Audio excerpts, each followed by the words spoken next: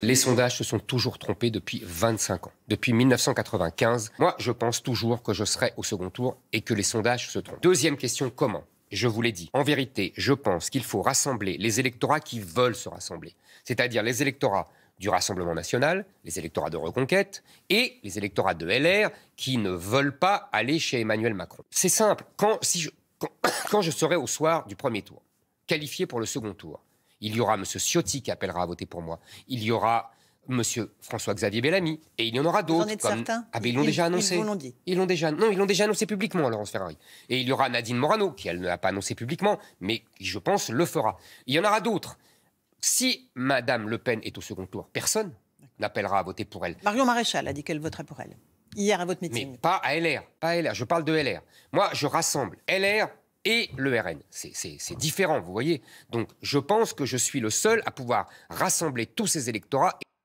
Alors, manifestement, François, tout le monde se trompe complètement, les sondeurs, les premiers. Question, c'est compliqué de le sonder, Éric Zemmour. Parce qu'on n'a pas de vote antérieur lié au fait qu'il incarnerait une force électorale qui était présente en 2017. Après, pour l'instant, il est au coude à coude, on l'a vu avec Valérie Pécresse. C'est vraiment une chute continue depuis le début de la guerre. Il a perdu 7 points depuis l'éclatement de la crise ukrainienne.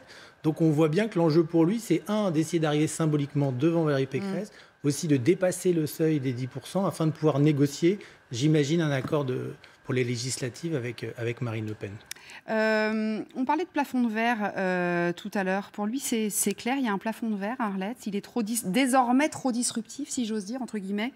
Je crois que d'abord, la guerre s'est imposée et son sujet numéro 1 sur lequel il s'est construit, vous vous souvenez, il avait dit celui qui gagne, c'est celui qui impose son thème dans la campagne. Donc il était arrivé avec la guerre, le choix de civilisation et évidemment l'immigration et tout ce qui va avec. Donc évidemment, la guerre a éclipsé. En plus, il a parfaitement mal géré, si je puis dire, effectivement, notamment sur le problème des réfugiés. Le problème des réfugiés renvoyant à d'autres déclarations qui ont montré un trait de caractère que tout le monde a qualifié simplement avec le mot d'inhumanité. C'est un idéologue qui n'a aucun sens humain. C'est ça qui lui a fait le plus de mal, vous pensez ?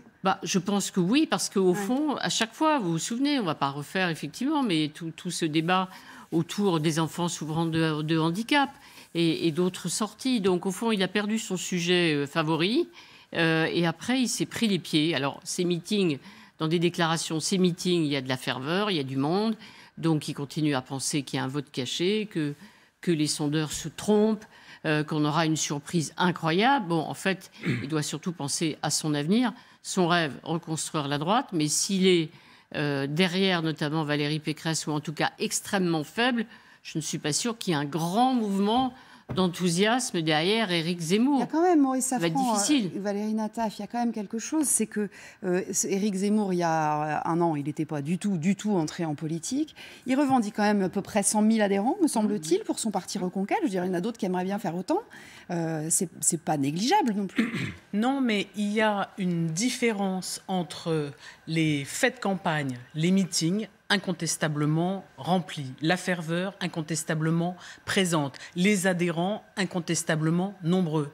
Et puis un discours, un récit de campagne qui n'a finalement, après une envolée de fusées pendant l'automne, qui s'est craché d'une certaine manière sur le réel et la crédibilité. Le problème d'Éric Zemmour, c'est sa crédibilité comme président de la République dans une crise. C'est au-delà d'une crise, c'est une guerre aux portes de l'Europe.